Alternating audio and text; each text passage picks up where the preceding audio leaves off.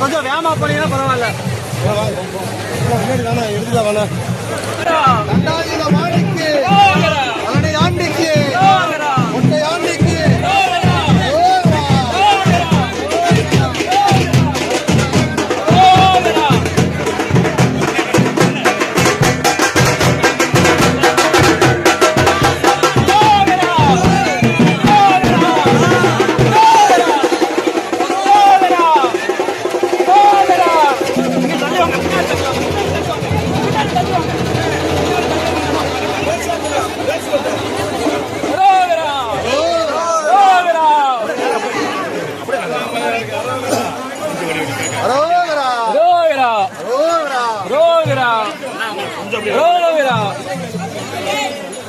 முன்னாடி பாத்துக்கணும்.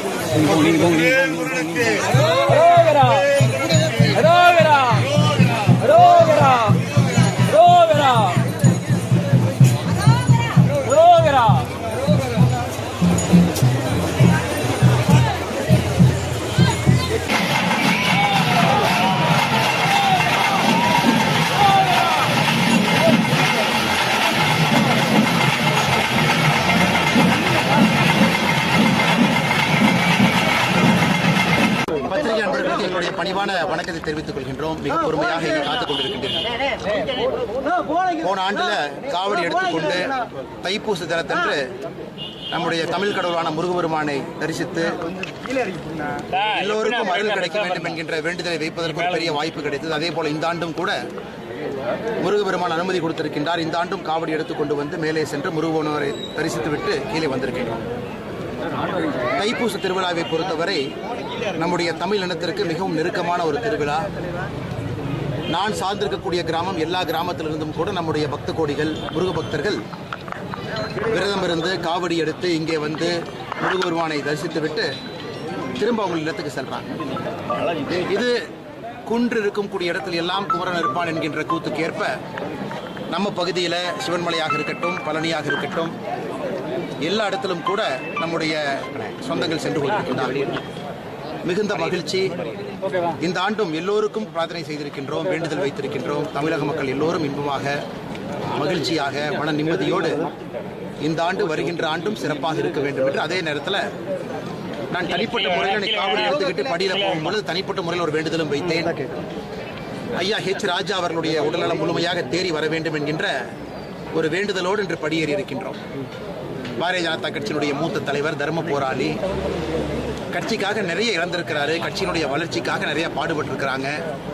அதனால் இந்த ஆண்டு எல்லா வேண்டுதலோடு ஐயா ஹெச் ராஜா அவர்கள் பூரண நலம் பெற்று விரைவில் வீடு திரும்பி பாரதிய ஜனதா கட்சிக்கு தன்னுடைய முழு உழைப்பையும் கொடுப்பார் என்கின்ற பெரிய வேண்டுதலை முருகபெருமானுக்கு வைத்திருக்கின்றோம். நிச்சயமாக அண்ணனும் திரும்ப 100% குணமாகி வருவார் என்கின்ற முழு நம்பிக்கை இருக்கு. சார், பட்ஜெட் வந்து தமிழ்நாடு தாண்டி கேள்வி கேளுங்கன்னா பதில். சார், பட்ஜெட் வந்து தமிழ்நாடு சிறப்பாக இல்லைன்னு முதலமைச்சர் சொல்லியிருக்காரு சார். ஆனால் நம்முடைய பட்ஜெட்டை பொறுத்தவரை இந்த ஆண்டு 53 லட்சம் கோடி ரூபாய் செலவு செய்திருக்கக்கூடிய பட்ஜெட்டு. அதில் மிக முக்கியமாக உள்கட்டமைப்புக்கு மட்டுமே சுமார் 12 லட்சம் கோடி ரூபாய் இந்த பட்ஜெட்டில் நம்முடைய நிதி அமைச்சர் அவர்கள் இந்தியா முழுவதும் ஒதுக்கியிருக்கிறார். தமிழ்நாடை பொறுத்தவரை அடுத்த கட்டம் செல்வதற்கு என்ன தேவையோ, ஹைஸ்பீட் ரயில் சென்னையிலிருந்து பெங்களூர், சென்னையிலிருந்து ஹைதராபாத்தாக இருக்கட்டும், 1 கோடி தென்னை விவசாயிகள், அந்த மரமெல்லாம் தென்னை மரமெல்லாம் அடுத்த கட்டம் செல்வதற்கு தேவையான நிதி உதவி 1 கோடி தென்னை மர விவசாயிகளுக்கு நிதி ஒதுக்கி இருக்கிறாங்க. கேஷ்யூ முந்திரி பருப்புக்கு ஒதுக்கி இருக்கிறாங்க. இதெல்லாம் கூட இந்தியா முழுவதும் நாட்டில் இருக்கக்கூடிய தென்னை விவசாயிகள், முந்திரி விவசாயிகளுக்கு பெரிய பயன் கிடைக்கும். ஆதிச்சநல்லூர் அங்க இருக்கக்கூடிய நம்முடைய தொன்மையை பறைசாற்றக்கூடிய பகுதிக்கு சிறப்பு நிதி ஒதுக்கி இருக்கிறாங்க. அதனால் இந்த பட்ஜெட்டை பொறுத்தவரை எல்லா ஆண்டும் தமிழகத்திற்கு உள்கட்டமைப்புக்கு அதிக நிதி ஒதுக்குறாங்களோ இந்த ஆண்டும் ஒதுக்கி இருக்கிறாங்க. அதனால் சிறந்த பட்ஜெட் தான், இந்தியா முழுமைக்கும் சிறந்த பட்ஜெட். வழக்கம் போல நான் காவடி வைத்துக் கொண்டு அரசியல் பேச விரும்பல, இன்னைக்கு அதுக்கான நேரம் இல்லை. அதனால் மாண்புமிகு முதலமைச்சர் அவர்கள் சில குற்றச்சாட்டுகளை வைத்திருக்கின்றார்கள். எப்பொழுதும் அரசியல் காரணத்துக்காக வைக்கிறது தான். ஆனால் இந்த பட்ஜெட்டை முழுமையாக பார்க்கக்கூடிய எல்லா சொந்தங்களுக்கும் தெரியும், எல்லா ஆண்டும் எப்படி சிறப்பாக உள்கட்டமைப்பை மேம்படுத்தணுமோ இந்த ஆண்டும் அதே போல ஒரு பெரிய பட்ஜெட்டை நிர்மலா சீதாராமன் அவர்கள் கொடுத்திருக்கிறாங்க. அதே போல வோக்கல் ஃபார் லோக்கல் என்கின்ற அடிப்படையில் நம்முடைய காஞ்சிபுரம் நம்முடைய நெசவாள பெருமக்களுக்கு மரியாதை செலுத்தும் வகையில் அம்மையார் நிர்மலா சீதாராமன் அவர்கள் இன்று உடுத்தியிருந்தக்கூடிய சீலையும் கூட சாரியும் கூட காஞ்சிபுரத்தினுடைய சாரி.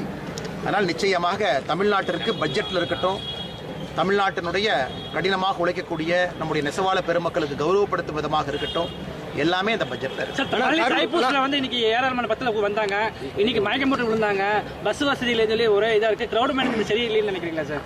ஆனா போன ஆண்டு சொன்னதுதான் இந்த ஆண்டு நான் சொல்றேங்கண்ணா. இன்னைக்கு தைப்பூசத்தை பொறுத்தவரை கால் கடுக்கு எல்லாம் நடந்து வர்றாங்க. வருகின்ற பாதையில் நானும் பார்த்துக்கிட்டே தான் நான் வர்றேன். கிட்டத்தட்ட நானும் 80 கிலோமீட்டர் வர்றேன். வருகின்ற பாதையில் நானும் பார்த்து கொண்டே வருகின்றேன். போதிய வெளிச்சம், மக்கள் நடக்கிறதுக்கு கழிப்பறைகள், பெண்கள் நிறைய வர்றாங்க, குழந்தைகளுக்கு தண்ணீர் வசதி, அது வருகின்ற பாதையாக இருக்கட்டும். அதே போல பழனி கோவிலும் கூட அரசு கொஞ்சம் முறையாக கவனம் கொடுத்து அடுத்த கட்டம் எடுத்து செல்வதற்கு அரசு முக்கியத்துவம் கொடுக்கணும். ஆனால் நிச்சயமா பக்த கோடிகளுக்கு இவ்வளவு கூட்டம் வரக்கூடிய ஒரு கோவிலுக்கு, தமிழகத்தில் அதிக வருமானம் அரசுக்கு தரக்கூடிய ஒரு கோவிலுக்கு பக்தர்களுக்கு தேவையான அடிப்படை வசதி இல்லை என்பது உண்மைதான். அது கண்டிப்பா அதை இம்ப்ரூவ் பண்றதுக்கான அரசு நடவடிக்கை எடுப்பாங்கன்னு நம்புறோம். மாவட்ட கோரி நீங்க ஆர்ப்பாட்டம் வர்றீங்க, எந்த அளவுக்கு அரசுக்கு அழுத்தம் கொடுப்பீங்க சார்? ஆனா இது நம்முடைய முன்னாள் எங்களுடைய மாவட்ட தலைவர் பழனி கனகராஜ் அவர்கள் எங்களுடைய மூத்த தலைவர்களாக இருக்கிறாங்க. இது பல ஆண்டு காலமாக பாரதிய ஜனதா கட்சி வைக்கக்கூடிய ஒரு மிகப்பெரிய கோரிக்கை. பழனியை பொறுத்தவரை இந்த பகுதி ஒரு தனி மாவட்டமாக அமைக்கப்பட வேண்டும் என்று தொடர்ந்து அழுத்தம் கொடுத்துக்கிட்டே இருக்கிறோம். ஆனால் எப்பொழுதுமே தேர்தலுக்கு முன்பு சொல்லுவாங்க, அதன் பிறகு மறந்து விடுவார்கள். அதனால தான் இந்த முறை பிப்ரவரி 10ஆம் தேதி பழனி மாநகரத்தில் நம்முடைய பழனி சொந்தங்கள் எல்லாம் ஒன்றாக இணைந்து ஒரு மிகப்பெரிய அரசுக்கு எச்சரிக்கை கொடுக்கும் அளவுக்கு ஒரு ஆர்ப்பாட்டம் நடக்க இருக்கிறது. நானும் அதில் கலந்து கொள்கின்றேன் நம்முடைய காவி சொந்தங்களோடு.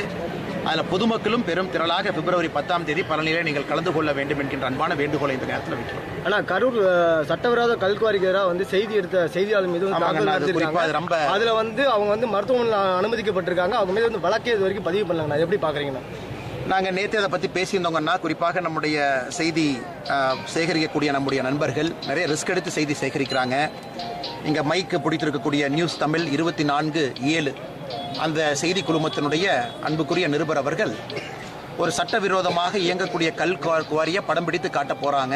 அவர் ஒரு கும்பல் வந்து அடித்து காயப்படுத்தி அவரை கடத்திக்கிட்டு போய் கிட்டத்தட்ட 2-3 மணி நேரம் அவர் எங்கே இருக்கிறாருன்னு கூட நமக்கு தெரியல. அதன் பிறகு அவர் மீண்டு வந்த பொழுது கூட உடல் காயத்தோடு தான் வந்திருக்கிறாங்க. எல்லோருக்குமே தெரியும், ஐக்கண்ணா சொன்னது போல இங்கே அரசியல் பேச விரும்பலைன்னா உண்மையான குற்றவாளி யார் என்பது எல்லோருக்குமே தெரியும். அந்த பகுதியினுடைய எம்எல்ஏ மீது எல்லாரும் குற்றம் சுமத்துறாங்க. நிறைய ஆடியோலாம் ரிலீஸ் பண்ணி டிவியில் போட்டிருக்கிறீங்க. இன்று செய்தியை சேகரிக்கக்கூடிய 4வது தூணாக இருக்கக்கூடிய இவ்வளவு பலம் இருக்கக்கூடிய ஊடக நண்பருக்கு இந்த நிலைமைனா சாதாரண பொதுமக்கள் நினைச்சு பாருங்க. உடனடியாக வழக்கு பதிவு செய்வது மட்டுமல்ல, கைது நடவடிக்கையும் எடுத்து முதலமைச்சரை பொறுத்தவரை எல்லோருக்குமான முதலமைச்சர் என்பதை முதலமைச்சர் அவர்கள் காட்டணும். குறிப்பாக ஒரு செய்தி சேகரிக்கக்கூடிய நண்பரின் மீது கை வைத்திருக்கின்றார்கள். அதற்கான கடுமையான தண்டனையும் பெற்றுக் கொடுப்பதற்கு தமிழக காவல்துறை நடவடிக்கை எடுக்கும். ஆனா இதெல்லாம் அந்த அரசியல்லாம் நாளைக்கு பேசுறோம்னா, இன்னைக்கு நீங்க நண்பர்கள் ரொம்ப நேரம் இருந்ததுக்காக தான் அந்த கேள்வியை சொன்னோம். இல்லாட்டி இன்னைக்கு ஆன்மீகம் மட்டும்தாங்கன்னு நாளைக்கு பேசுறேன்.